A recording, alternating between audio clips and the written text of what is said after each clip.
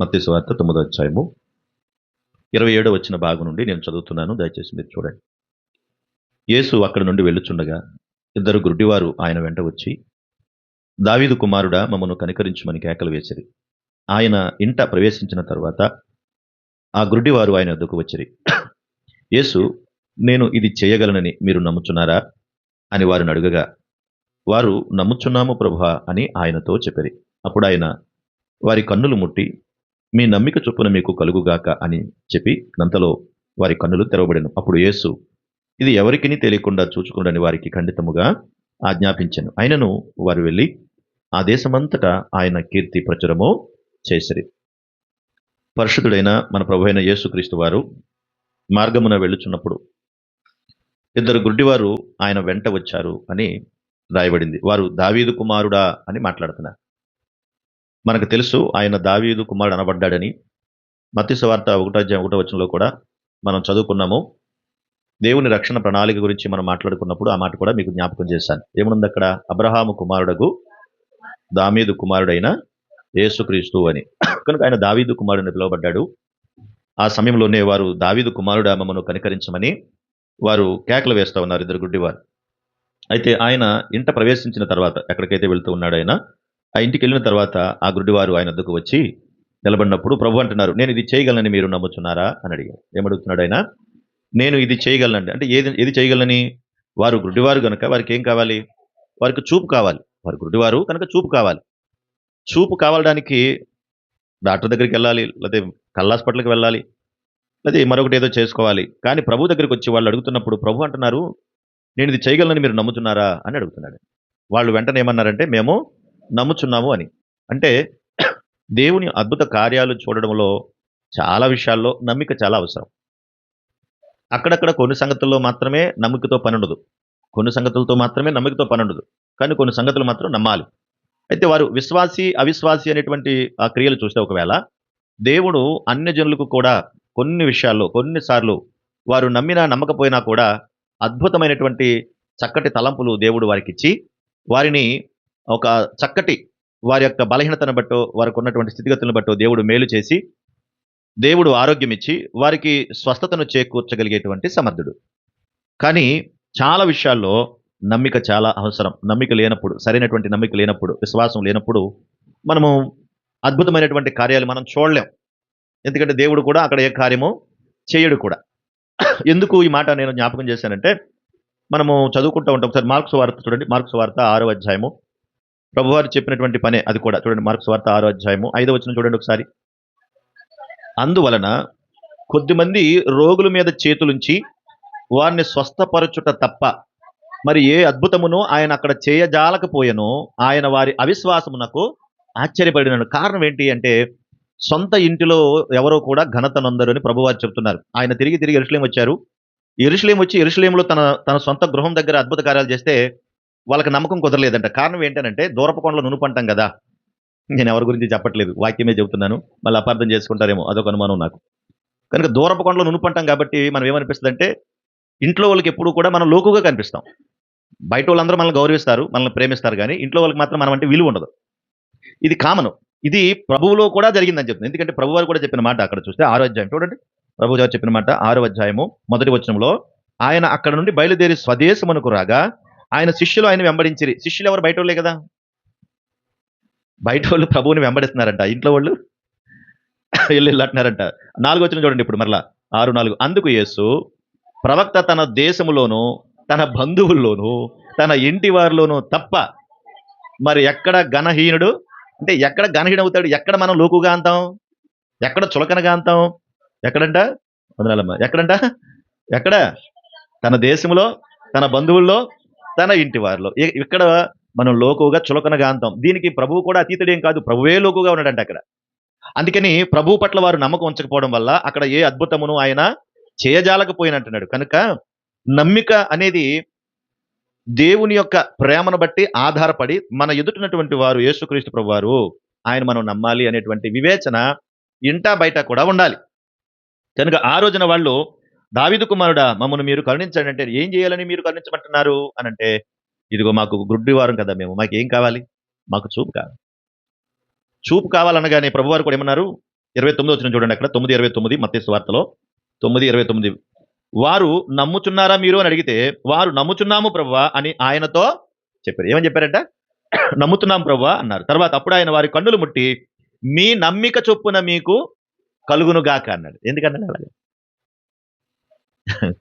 మీ నమ్మిక చొప్పున మీకు కలుగును గాక అని ఎందుకన్నాడు ఆయన అని అంటే, వారు నమ్మారనుకోండి అద్భుతాన్ని చూస్తారు, నమ్మలేదనుకోండి ఏమీ జరగదు. కనుక ఇప్పుడు ఆ స్వస్థత పడ్డం అనేది కూడా ఎవరి మీద ఆధారపడి ఉంది? ప్రభు మీద ఏం ఆధారపడలేదు. మీ నమ్మకి చొప్పున మీకు కలుగును గాక అంటే, మీరు నమ్మారా అద్భుతాన్ని చూస్తారు, నమ్మలేదనుకోండి ఏమి ఉండదు. చాలా మంది ప్రభువుని నమ్ముకుంటారు కానీ విశ్వాసం ఉండదు వాళ్ళకి. అసలు వాళ్ళ మీద వాళ్ళకే నమ్మకం ఉండదు. ఉంటుందా? నమ్మకం ఉండదు కాబట్టి ఇతరుల మీద ఆధారపడతారు, ఇతరుల గురించి ఆలోచిస్తూ ఉంటారు. కానీ దేవుని నమ్మినప్పుడు మనం దేవుని ఎలా నమ్మాలంటే, చాలా మంది సేవకులు కూడా చెప్తా ఉంటారు, దేవుని మనం నమ్మేటప్పుడు గుడ్డిగా నమ్మేయాలి. దేవుడు ఇది చేస్తాడు గుడ్డిగా నమ్మేయాలి అంతే. మళ్ళీ అక్కడ అనుమానం ఏం లేదు, ఇంకా అనుమానం ఏం లేదు, ఇంకా ఏ మాత్రం అనుమానం పెట్టుకోకూడదు అక్కడ. షడ్రకు మెషకులు చూడండి, మిమ్మల్ని అగ్నిగుండంలో పడేస్తామంటే వెంటనే వాళ్ళు ఏమన్నారు? పడేస్తారా, అలాగా ఇలాగా ఏం మాట్లాడలేదు, పడేస్తారా, పడేసుకోండి అయితే. అసలు క్షణం కూడా ఆలోచించకుండా అందులో పడేసుకోమన్నాడంటే వాళ్ళు ఎవరిని నమ్మారు? ప్రభుని నమ్ముకున్నారు వాళ్ళు. కాబట్టి రక్షిస్తే ప్రభుని నాకు రక్షిస్తాడు, లేదంటే అయిపోద్ది, ఏదో అయిపోద్ది, అయితే అందులో పడి తెస్తాం, అంతకుమించి ఏమవుతుంది అని దేవుని మీద ఆధారపడి దేవుని నమ్మి అందులోకి వెళ్ళిపోయారు. కనుక నమ్మిక అనేది చాలా ముఖ్యమైనది, విశ్వాసికి అది చాలా ప్రాముఖ్యమైనది. ఆయన సంకల్ప ప్రకారంగా ఆ కార్యము జరగాలి అంటే ఏది దాన్ని ఆపలేదు, ఏది ఆపలేదు.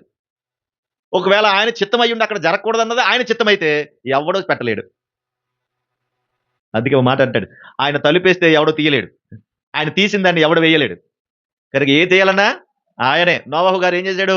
తలుపు దగ్గర నుంచి ఎవరైనా వస్తే కనుక ఆ వెళ్ళిపోయే సమయంలో కూడా ఎవరన్నా వస్తారేమో అని ఒకవేళ తలుపు తీస్తాడేమో దేవుడు ఏం చేశాడు? నోవాహు, ఆ సమయం అయిపోయింది నోవాహు, ఇంకా నువ్వు తలుపు ఓపెన్ చేసి పరిస్థితులు ఏమి లేవు, నువ్వు లోపలికి వెళ్ళని చెప్పి ఆయన క్లోజ్ చేశాడు. ఆయన తలుపేస్తే ఎవడో తీయలేడు, ఆయన తీస్తే ఎవడో వేయలేడు. ఆయన డోర్ ఓపెన్ చేసినప్పుడే మనం సిద్ధంగా ఉండాలి. ఆయన క్లోజ్ చేసిన తర్వాత నేను వస్తానండి ఉండండి ఆటో ఎక్కేస్తానండి అంటే అది ఎంత కష్టం అవుతుందో అర్థం చేసుకోవాలి. ఆ తర్వాత అందరూ సమస్య ఎదుర్కోవాల్సి వస్తుంది. కనుక నమ్మిక అనేది చాలా ముఖ్యమైనది. అటు నోవాహు గారు నమ్మారు, షడ్రక్ మెషకు అబేద్నెగోలు కూడా నమ్మారు, ఇక్కడ ఈ గుడ్డి వాళ్ళు కూడా నమ్ముచున్నాము ప్రభువా అన్నారు. అంతేకాదు మన మోషే గారి గురించి కూడా మనకు తెలుసు. సంఖ్యాకాండం 12:7 చూడండి ఒకసారి. సంఖ్యాకాండం 12:7 భాగం కూడా చూడండి. చదవండి. అతడు నా ఇల్లంతటిలో నమ్మకమైన వాడని మోషే గారి గురించి మాట్లాడుతూ ఉన్నాడు. నా ఇల్లంతటిలో నమ్మకమైన వాడంటే ఏంటి? పరలోకంలో కాదు, అక్కడ ఆయన సన్నిధానములో, ఆయన పనిలో, ఆయన హృదయములో ఆయన నమ్మకస్తుడు. ఆయన నమ్మకస్తుడు. కాబట్టి మన గురించి కూడా దేవుడు నమ్మకస్తుడని చెప్పగలగాలి. భలా నమ్మకమైన మంచి దాసుడా అని చెప్పగలిగేటువంటి స్థితి మనం కూడా తెచ్చుకోవాలి. ఆయన మనల్ని చెయ్యి విడిచిపెట్టేస్తాడా? బయటకు గెంటేస్తాడా? ఎవరో నాకు తెలదంటాడా? అదేంటి ప్రభువా, నీ మీద ఆధారపడి నీతో పాటు ఉంటుంటే మమ్మల్ని తోసేస్తావా? ఆయన తోసేస్తాడా? నా ఎద్దకు వచ్చి వారిని ఎంత మాత్రము త్రోసివేనంటే ఎంత ప్రేమ కలిగిన దేవుడు. కాబట్టి నువ్వు నమ్ము, ఈ కార్యము దేవుడు చేస్తాడని నమ్ము, తప్పకుండా ఆయన చేస్తాడు. ఎందుకంటే ఆయన నమ్మదగిన వాడు గనక. చూడండి ఒకసారి 33వ కీర్తన 4వ చరణం చూడండి. యెహోవా చేయునది అంతయు నమ్మకమైనది. ఆయన ఏం చేసినా నమ్మకంగానే చేస్తాడు. దాపరికం ఏమి ఉండదు అందులో, అన్యాయం ఏమి ఉండదేమి, స్వార్థం ఏమి అందులో ఉండదు. ఆయన నమ్మకస్తుడు గనక ఆయన ఏం చేసినా నమ్మకంగానే చేస్తాడు. మనం దేవుణ్ణి ప్రశ్నించగలమా? ప్రశ్నించొచ్చు ఆయన్ని. నమ్మదగిన దేవుణ్ణి మనం ప్రశ్నించగలమా? అదేం విచిత్రమో తెలియదు కానీ దేవుడి మీద అనుమానాలు వస్తాయి. కానీ మనుషులు మాత్రం గుడ్డుగా నమ్ముతాం మనం. బలి విచిత్రం, అదొక విచిత్రం. దేవుణ్ణి గుడ్డిగా నమ్మాల్సింది పోయి మనుషుల్ని గుడ్డిగా నమ్ముతాం. కానీ దేవుణ్ణి మాత్రం అన్ని అనుమానాలే మనకి. ఇది చేస్తాడో చేయడో, ఇది అవుతుందో అవదో, ఇది అవుతుందో లేదో, ఈ పని ముగుస్తుందో లేదో, అన్ని అనుమానాలే. కనుక మనుషులను నమ్ముట కంటే ఏమన్నాడు ప్రభు కూడా? ఏమన్నాడు అక్కడ? 118వ కీర్తన 8-9 ఉంది కదా, మనం చదువుకుంటాం. అది కూడా చదవండి ఒకసారి. 118వ కీర్తన 8-9 చరణాల్లో కూడా ఇక్కడ మా మాట ప్రభు చెప్పాడు, అక్కడ రాయబడ్డది మాట. రాజులను నమ్ముకున్నట్టు కంటే యెహోవాను ఆశ్రయించుట మేలు. అంటే యెహోవాను ఆశ్రయించుట మేలు. మనుషులను నమ్ముకుంటే యెహోవాను ఆశ్రయించుట మేలు. కష్టం వస్తే ఫస్ట్ ఎవరిని పట్టుకోవాలి మనం? ఫస్ట్ ఎవరిని పట్టుకోవాలండి? దేవుడిని పట్టుకోవాలి. అసలు ఎంత విచిత్రంగా ఉంటాయంటే కొన్ని పనులు మనకు తెలియదు. ఆయన్ని పట్టుకుంటే ఎవరి చేత ఏ పని చేయించాలో, ఎవరిని ఎక్కడికి పంపించాలో, ఎవరిని అక్కడికి ఏ విధంగా సహాయం చేయాలో అన్ని కూడా ఆయన పురమాయించేస్తాడు. ఆయన పురమాయించేస్తాడు, మనకు తెలియదు. కానీ మనం మనుషులు పట్టుకునే కన్నా ఆ దేవుణ్ణి పట్టుకునే కన్నా కూడా ముందుగా మనుషుల్ని పట్టుకోవడం, మనుషుల గురించి ఆలోచిస్తాం, వాళ్ళ మీద ఆధారపడతాం, ఎవరిని పట్టుకుంటే పని అవుద్ది అనుకుంటాం, దేవుణ్ణి పక్కన పెడతాం. అదేంటో తెలియదు, ఆ సమయంలో మన మనోనేత్రములు కూడా మూసుకుపోతాయి. అందరిని పట్టుకుంటాం కానీ ప్రభువుని పట్టుకోం. అందుకే మనుషులు నమ్ముకున్నట్టు కంటే యెహోవాను ఆశ్రయించటం మేలు అంటే నువ్వు నమ్ము, అద్భుతాలు చూస్తావు అంతే. నమ్మువానికి సమస్తమును సాధ్యమని ప్రభువు అన్నాడు కదా, నువ్వు నమ్ము అంతే. అది ఏదైనా జరగని, ఎలాగైనా జరగని, ముందు నువ్వు నమ్ము అన్నాడు. ఈ నమ్మకము నీ విధేయత, నీ యొక్క దీనత్వం మీద ఆధారపడి ఉంటుంది. నీ విధేయత మీద ఆధారపడి ఉంటుంది, నీ దీనత్వం మీద ఆధారపడి ఉంటుంది, నీ వ్యక్తిగత జీవితం మీద ఆధారపడి ఉంటుంది, నీ మంచి సాక్ష్యం మీద ఆధారపడి ఉంటుంది. అప్పుడప్పుడు దేవుడు కూడా నీ సాక్ష్యం సరిగా లేకపోయినా కూడా కొన్నిసార్లు నేను కనికరిస్తాడు. కనికరించి నీకు చేయాల్సిన పనులు అయినా చేస్తాడు. కానీ అప్పుడు కూడా అది తృణీకరించేటువంటి స్థితిలోకి వెళ్ళిపోతే దేవుడు చేయాల్సిన తర్వాత చేస్తాడు. ఆయన దగ్గర మనం గుడ్డిగా నమ్మాలి. మనకు తోడుగా ఉండేవాడు ఆయన. అంతేకాదు, అదే 111వ కీర్తన 7వ చరణం కూడా చూడండి. 111వ కీర్తన 7వ చరణం కూడా చూడండి త్వరగా. ఆయన చేతి కార్యములు సత్యమైనవి, న్యాయమైనవి. ఆయన శాసనములన్నీ నమ్మకమైన వాటినాడు. ఆయన శాసనాలన్నీ కూడా, ఆయన చేసేదంతా నమ్మకమైనవే. ఆయన శాసనాలు, ఆయన విధులు, ఆయన చెప్పేటువంటి మాటలు, ఆయన కార్యాలు అన్నీ కూడా నమ్మకమైనవే. మరి ఎవరు నమ్ముదాం మనం? నిజంగా నమ్ముతాం? గుడ్డిగా నమ్ముతాం? మా ఒంట్లో బాగలేదు, బాగా డల్ అయిపోయాం, నీరసం వచ్చింది అనుకోండి, ఫస్ట్ ఎవరు నమ్ముతాం?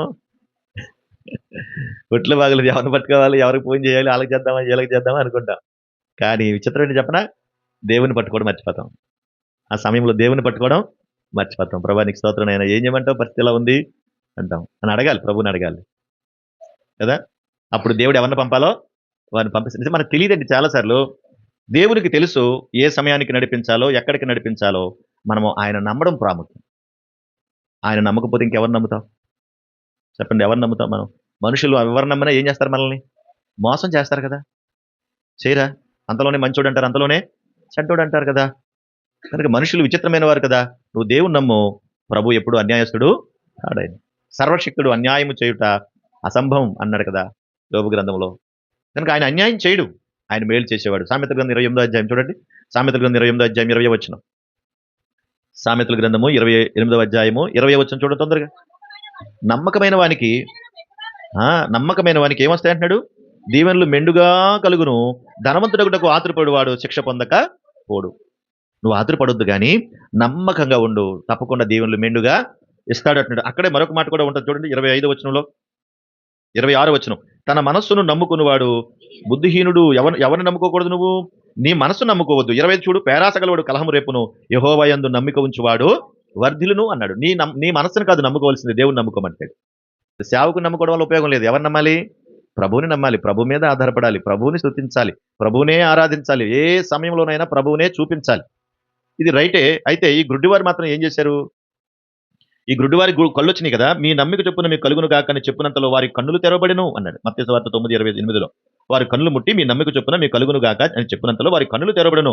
అప్పుడు యేసు ఇది ఎవరికీ తెలియకుండా చూచుకుని వారికి ఖండితముగా ఆజ్ఞాపించను. అద్భుతాన్ని చేశాడు దేవుడు. 2 కళ్ళు ఇచ్చాడు. ఎవరికి చెప్పమన్నాడు? విన్నానైనా ఎవరికి చెప్పన్నాడు? ఎవరికి చెప్పొద్దు అన్నాడు. మనకు ఎవరు ఏం చేసినా ఏం చేయాలంటే పరిశుద్ధుడైన దేవుడే చేయాలి తప్ప మనుషులు ఎవరేమీ చేయలేరు. దారి చూపిస్తాడు దేవుడు, మార్గాన్ని చూపిస్తాడు. నీకు ఈ ఇబ్బంది కలుగుతుంది, రైట్, ఇదిగో పలానా చోటకు వెళ్ళని ఒక దారి చూపిస్తాడు. ఆ వాళ్ళని కూడా నిర్ణయించింది ఎవరు? వైద్యాన్ని కూడా ఇచ్చింది ఎవరు? దేవుడే. వాళ్ళు నిలబెట్టింది కూడా ఎవరు? దేవుడే. అప్పుడు చేసేది కాదు. మనుషులకు తెలివి ఇవ్వాలంటే దేవుడు ఇవ్వాలి. ఆ డాక్టర్ కూడా వైద్యం చేయాలంటే జ్ఞానం ఎవరు ఇవ్వాలి? దేవుడు ఇవ్వాలి. కనుక ఎవరు నమ్ముతామంటే మనం దేవుడు కూడా ఆ డాక్టర్కి ఏం చేయాలి? తెలివి, జ్ఞానము ఇవ్వాలి. దేవుడు అది మనకిస్తాడు. ఇతరులు లేనంత జ్ఞానం మనకిస్తాడు. కనుక అంత గొప్ప దేవుడిని మనం నమ్ముకున్నాం కనుక ఆ రోజున మీరు ఎవరికే చెప్పకండి రా బాబు అంటే వాళ్ళు ఏం చేశారు? మొత్తం అంతా ప్రకటించేశారు. అసలు ఎందుకు ఎవరికే చెప్పొద్దని ప్రభు చెప్పారు ఆ రోజున అని అంటే, అసలు చేయాల్సిన పనేంటి? పరిశుద్ధుడైన దేవుడు పరలోకం నుంచి భూమి మీదకి వచ్చాడు. పాపులైనటువంటి మనుషులు పరిశుద్ధులుగా మారి పరలోకానికి వెళ్ళాలి. ఇది సువార్త. అసలు ప్రచురం చేయాల్సింది, చెప్పాల్సింది ఇది. కానీ మనం అది చెప్పకూడదు చెప్తాం, చెప్పాల్సింది మానేస్తాం. అందుకే ప్రభు మీరు ఎవరికి చెప్పొద్దు అన్నాడు. అందుకే మనుషులకు ఘనత ఎప్పుడు కలగకూడదు. ఎవరికి రావాలంటే దేవునికి రావాలి. అదే ఆశ్చర్యం. ఆయన్ని ఘనపరిస్తే ఆయన మనలను తప్పకుండా ఘనపరుస్తాడు. నువ్వు చెప్పుకోక్కర్లా, నువ్వు చెయ్యక్కర్లా. కనుక నమ్మిక అనేది వాళ్ళకి కలగగానే వాళ్ళ కళ్ళు తెరవబడ్డాయి. ఎవరికే చెప్పకుండా అని చెప్తే వాళ్ళు ఇల్లు ఆయన కీర్తి ఏం చేశారంటే మొత్తం అంతా ప్రచురం చేసేశారు. ఆ రోజు నుంచి ఈ రోజు వరకు కూడా. కనుక మన నమ్మిక, మన ఉద్దేశాలు ప్రభుకు అప్పగించాలి తప్ప ఇంకెవరికి అప్పగించడానికి వీల్లేదు. తెస్సలోనికి రాసిన 2వ పత్రిక 3వ అధ్యాయం 3వ వచనం కూడా చదువుదాం. తెస్సలోనికి రాసిన 2వ పత్రిక 3వ అధ్యాయం 3వ వచనం. అయితే ప్రభువు నమ్మదగిన వాడు, ఆయన మిమ్మును స్థిరపరిచి దుష్టత్వము నుండి కాపాడును. ఆయన మిమ్మును స్థిరపరుస్తాడు. ఆయన నమ్మదగిన వాడు. ఇంకెవరు నమ్మదగిన వారు లేరు. మనుషులందరూ మోసం చేస్తారు. మోసం చేసే వారిని కూడా మార్చగల శక్తిమంతుడు ఆయనే. అవసరమైతే ఆ సమయానికి శత్రువును కూడా మిత్రుగా చేసేది కూడా ఆయనే. ఎవరైతే మనల్ని వ్యతిరేకించారో, దూషించారో వాళ్ళు కూడా తీసుకెళ్లి భోజనం పెడతారు మనకి. కనుక అది దేవుని ప్రేమను బట్టి, దేవుని నడిపింపును బట్టి జరగాలి. కనుక ఆయన నమ్మదగిన వాడు. ఆయన శాసనాలు నమ్మదగినవి. ఆయన కార్యాలు నమ్మదగినవి. నమ్మకమైనటువంటి వానికి దీవెనలు ఇస్తాడు. ఆయన ఆయన ఇల్లంతట్లో మోషే నమ్మకంగా ఉన్నాడు. మనం అట్లా ఉండాలి. షడ్రకు, మెషకు, అబేద్నెగోలు కూడా నమ్మకంగా పనిచేశారు. నోవాహును కూడా దేవుడు నమ్మి పని అప్పగించాడు. అంతేకాదు ఆ గుడ్డివారు కూడా నమ్మి చూపును పొందుకున్నారు. మన జీవితాల్లో మనం చేయాల్సినటువంటి పని అది ఆయన మీద నమ్మకం ఉంచడం. అట్టి కృప ప్రభు మనకు దయచేయను గాక. ఆమేన్. కొన్ని